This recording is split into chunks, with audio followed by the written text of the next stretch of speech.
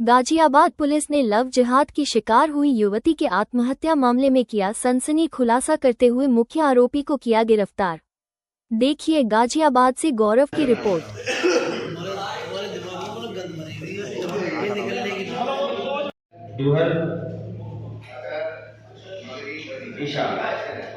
Abortion के संबंध में है, इसमें जहां हाईलाइट किया है वो वहां पे बोल रहे हैं, it's good this child did not survive else Faraz would be more stressed. ये थाना कोतवाली में एक सनसनीखेज मामला आया है लव जिहाद और धर्म परिवर्तन का, और जिसको लेकर अभी एक लड़की ने 11 तारीख में सुसाइड कर लिया था। पूरी घटना के संबंध में एक अभियोग दर्ज किया गया थाना कोतवाली में, और पूरा जब इसकी विवेचना की गई, जांच पड़ताल की गई, तो पाया गया कि इसके पीछे एक बड़ी साजिश हुई है और एक गैर संप्रदाय का लड़का इसके संपर्क में था और लगातार इसको एक्सप्लॉइट कर रहा था, इसका शारीरिक, मानसिक, आर्थिक उत्पीड़न कर रहा था। ये उससे 4-5 वर्षों से संपर्क में थी और उसको लगातार शादी का झांसा दे रहा था, प्रेम जाल में पूरा फंसा रखा था, ड्रग एडिक्ट तक बना दिया था। और जब भी कभी शादी की बात लड़की करती थी तो उसको जो है बार बार उसको टाल देता था। उसका एक तरह से पूरा माइंड वॉश करके उसके धर्म परिवर्तन के लिए जो गैर धर्म, जो मुस्लिम धर्म का लड़का था, वो अपने धर्म की सारे रीति रिवाज, जो नमाज पढ़ने के तरीके, सब इसको सिखला रहा था। एक तरह से जो एक प्रक्रिया होती है धर्म परिवर्तन की, उसको न अपनाकर निकाह करना चाहता था। और जब लड़की बार बार शादी की बात करती थी तो वो उससे शादी न करके उसके परेशान करता था और केवल उससे उसका आर्थिक शोषण कर रहा था, शारीरिक शोषण कर रहा था। इससे परेशान होकर लड़की ने 11 तारीख को आत्महत्या कर ली। लड़की के पास से जब उसके मोबाइल के चैट का डिटेल देखा गया और वॉइस रिकॉर्डिंग देखी गई, इसके अलावा कुछ धार्मिक पुस्तकें मिली हैं, उसकी डायरी मिली है, सबके आधार पर पाया गया कि उस जो फराज नामक युवक है उसके नाते ही, उसे परेशान होकर ही लड़की ने अपनी जीवन लीला समाप्त की थी और आत्महत्या की थी।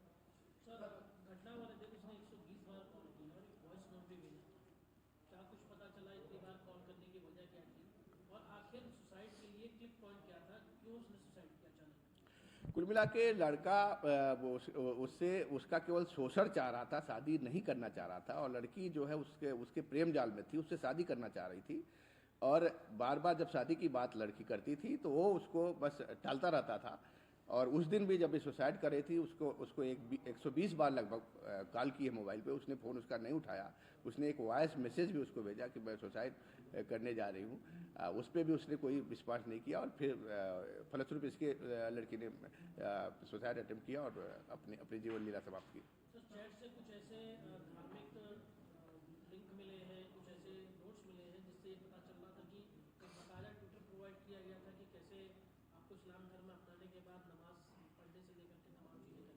हाँ, अगर आप देखेंगे जो इसकी डायरी मिली है, इसके हस्तलेख में है, उसने पूरा लिखा है नमाज के वक्त, लिखा है नमाज कितनी नमाजें होती है और नमाज कैसे होती है, नमाज करने का क्या तरीका है।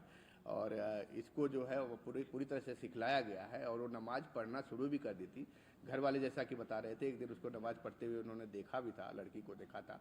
पूरी तरह से वो इस्लाम धर्म के जो रीति रिवाज है उसको अपना लिया था उसने। कुछ दिन पहले लड़की की एंगेजमेंट भी एक बड़े होटल में हुई थी, तो जाहिर सी बात है कुछ लोग भी शामिल हुए होंगे, परिवार की सहमति। ये एक तरह से दोनों परिवारों को मालूम था इनके संपर्कों के बारे में, और इसमें लड़की के कहने पे ही शादी की भी बात तय हो गई थी। लेकिन लड़का जो है उससे कहता था कि मुझे दहेज के नाम पे उसको पैसे मांग रहा था, काफ़ी पैसे मांग रहा था। शादी के पहले मुझे इतने रुपए दे दो, उसके बाद हम शादी करेंगे। लगातार मतलब टालने की कोशिश करता रहता था और उस पर अन्य तरह के आरोप लड़की पे लगाने लगा था।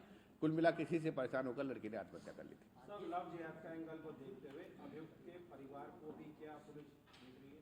एक तरह से देखा जाए तो ये जो लव जिहाद का मामला है, जो फराज नामक लड़का है, उसके घर वालों को पूरी चीज़ें पता थी और वो कहीं न कहीं से उनका समर्थन था उसको। निकाह कराने की बात जब उनसे करता था तो उनका भी समर्थन था। तो बेचना के दौरान उनका भी देखा जा रहा है उसमें, और उन पर भी कार्रवाई सुनिश्चित की जाएगी।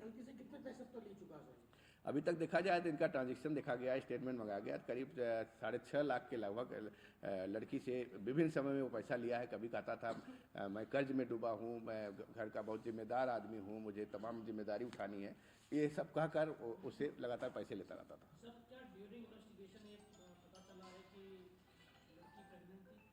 हाँ, ये भी विवेचना में पता लगा है। अभी उसके कुछ चैट्स मिले हैं और कुछ मेडिको लीगल के जो पेपर्स मिले हैं जिसमें उसकी प्रेगनेंसी की भी बात है। लड़की प्रेग्नेंट भी हुई बीच में, शारीरिक संबंध कई बार उससे स्थापित किया है, ड्रग्स भी देता था, एक बंकी नामक ड्रग्स की भी बात आई है। तो प्रेग्नेंट होने के बाद और एबॉर्शन की बात भी विवेचना के दौरान आई।